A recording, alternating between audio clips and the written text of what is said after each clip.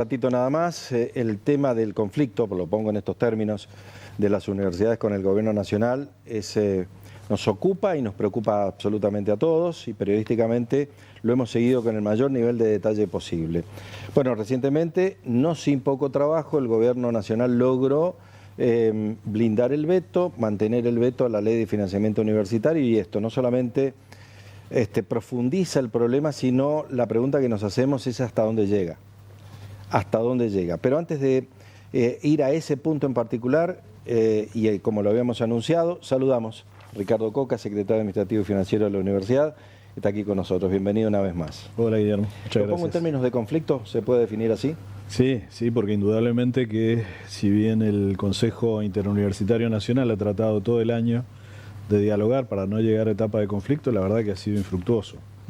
Hubo un principio de solución allá por el mes de abril, después de la marcha del 23, que mejoró lo que era gasto de funcionamiento, y quedaron en generarse comisiones y discusiones para discutir todo lo demás, ¿no? Lo salarial.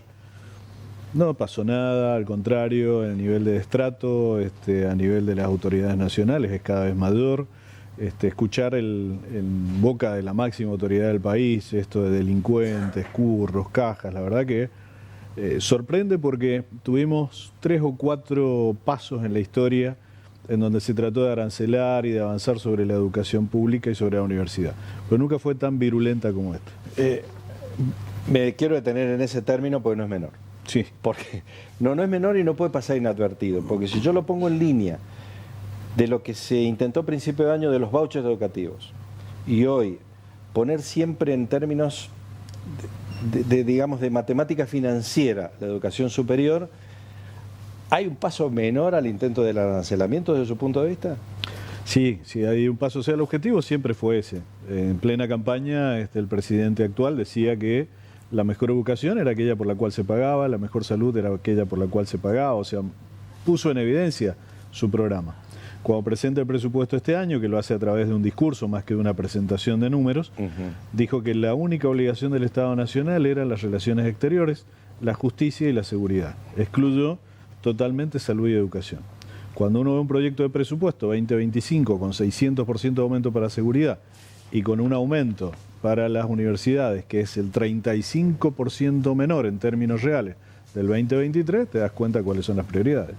Entonces sí se lo puede poner en el estadio de conflicto. Sí, por supuesto. Bueno, por supuesto. Vamos al conflicto en sí mismo, porque se ha anunciado un nuevo paro para el próximo jueves, y estamos observando, Ricardo, seguramente usted lo habrá observado también, que se está verificando un proceso, no solamente en la Ciudad Autónoma de Buenos Aires y en otros lugares de mayor densidad de población, como Córdoba, por ejemplo, la toma de universidades o la toma de facultades, y también hubo una toma parcial o circunstancial de algunas horas en San Juan en filosofía. ¿Cómo observa esta parte de la historia que también a la sociedad le genera cierto tipo de, no digo pruritos, pero sí ciertos resquemores? Sí, sobre las tomas hay que aclarar algo. Las tomas no son tomas del edificio para impedir el dictado de clase, ni mucho menos. Las clases se están dictando normalmente. La que se hizo acá en filosofía fue en horarios de la tarde, noche, cuando ya se conoció lo del veto. Los chicos permanecieron dentro de la facultad, muy cuidados, muy acompañados, no hubo ningún tipo de desorden. Hoy la UBA también generó una clase pública, que se lo hizo en media calzada para respetar el protocolo de media calzada en Buenos Aires. Es decir, son actos de visibilización del conflicto, ¿no? No tienden a tomar ni a restringir lo que es el dictado.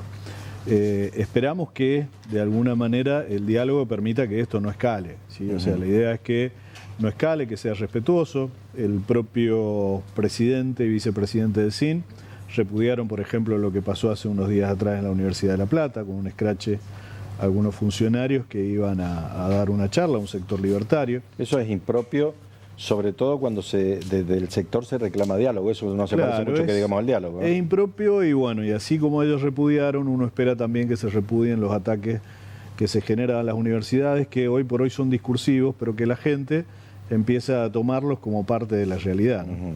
¿Teme usted que haya un giro en la percepción de la sociedad respecto de la universidad? Porque lo hemos dicho, me lo ha escuchado Ricardo muchas veces, es decir, una sociedad como la nuestra se refleja en su casa de altos estudios, la tiene, digamos, en un estadio de mucha consideración. Claro. ¿No temen que este tipo de cosas atenten contra ese prestigio? Y lo voy a atar con algo significativamente antipático para la universidad, que es el caso Bloch. ¿No temen que haya un proceso de pérdida de ese prestigio progresivo?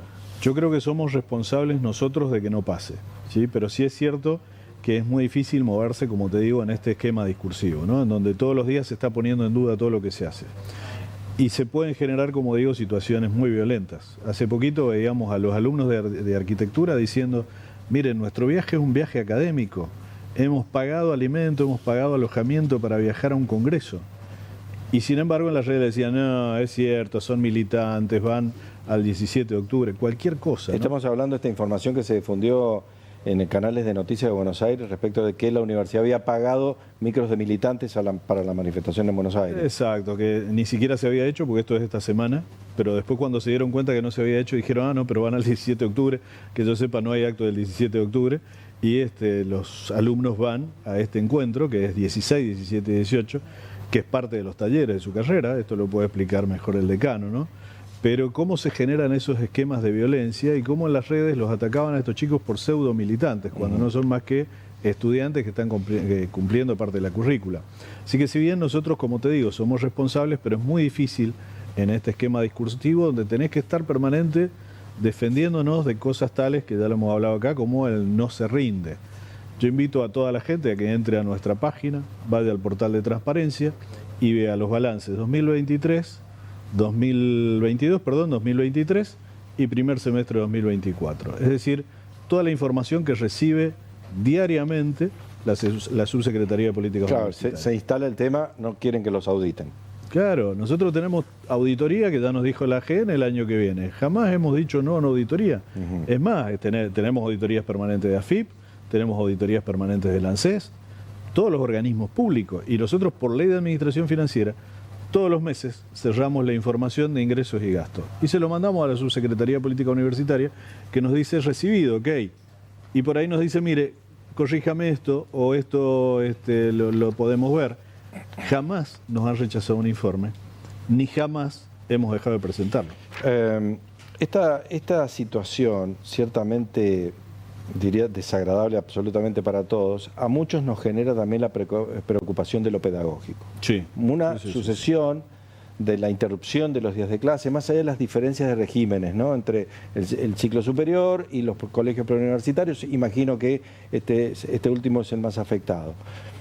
¿Qué se hace al respecto para evitar pérdida de días de clase, para evitar pérdida de la calidad de la educación que genera la Universidad Nacional de San Juan? Bueno, como bien decías, es muy diferente uno a otro, ¿no? Uno escolarizado, otro que no, pero la verdad que la paciencia ha sido tanta que los días de paro han sido menores, inclusive a lo que se hizo al gobierno de Alberto Fernández en el año 2023. La mayor cantidad de los contenidos se han desarrollado normalmente. Si hay algún contenido que por ahí, sobre todo en la parte del nivel medio, no se ha podido dar, eso se va a revisar indudablemente, pero la verdad que el ciclo está cerrando normalmente. Yo mi asignatura la estoy cerrando normalmente, en trabajo con los alumnos y demás, y no hemos tenido ningún tipo de bache en ese sentido. Así que hay un gran esfuerzo de los docentes y los no docentes de privilegiar que el ciclo lectivo se desarrolle casi con normalidad. Si no me equivoco, estamos hablando que han habido 5 días de paro en el año, si no me equivoco, ¿no? Pero la verdad que ha habido un esquema de paciencia muy significativo. La última consulta está relacionada a lo estrictamente financiero. ¿Cuál es la situación de la universidad en estos momentos? Había cuenta de lo que se dijo que se iba a transferir, etcétera, etcétera. ¿Sucedió, no sucedió? ¿Se aplicó, no se aplicó? Sucedió el 270% sobre base 2023, que quedó por debajo de la inflación, pero que nos permitió funcionar hasta fin de año. Esto nos ha permitido, por supuesto, reactivar algunas inversiones, algunas cosas que había que hacer, sobre todo privilegiando el tema del alumno, ¿no?, como son talleres y lo demás que se habían dejado paralizados. Para el año que viene, el problema que tenemos es que tomando el presupuesto 2023 en base 100, o sea, tomando como base ese, para el año que viene tenemos 35% menos que en el 2023.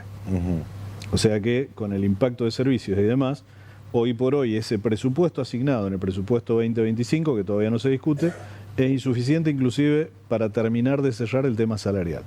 no solo, imagínate lo que implica en gasto de funcionamiento. O sea, no nos queda nada para gasto de ¿Y funcionamiento. qué van a hacer? ¿Y qué vamos a hacer? Bueno, en primer lugar, esperar que haya una discusión seria, que se base de los 160 diputados que sostuvieron la ley de financiamiento universitario, discutan la reasignación de partidas. Como digo, hay partidas que han crecido muchísimo y otras en las que se las va menguando. Y si no, por otro lado, bueno, se seguirá en esto de seguir esta discusión, que hasta ahora es una discusión medio de sordos con el gobierno nacional, y que cada vez que parece que se avanza en algo, viene este ataque discursivo que otra vez te pone en la disputa, ¿no? La última consulta, ¿cómo cree que termina esto? ¿O cuándo cree que termina? ¿O se ha entrado en una situación un tanto laberíntica de la cual no saben cómo salir? Hoy por hoy está en esa situación laberíntica, está difícil. Lo que uno esperaría es que mejore ese tema del presupuesto. El gobierno ha dado el 55% de lo que han solicitado los rectores. Quizá los rectores, no hablo por ello, pero quizá no esperen ese 100, pero sí algo que mejore, que te diga podemos relativamente funcionar en el marco de una restricción general, pero no este ataque continuo en donde cada vez las partidas se achican más, ¿no? Como lo hemos hecho siempre, vamos a seguir muy puntualmente el asunto y vamos a volver a hablar. Ricardo, como siempre, muy amable. No, Muchas por gracias. favor.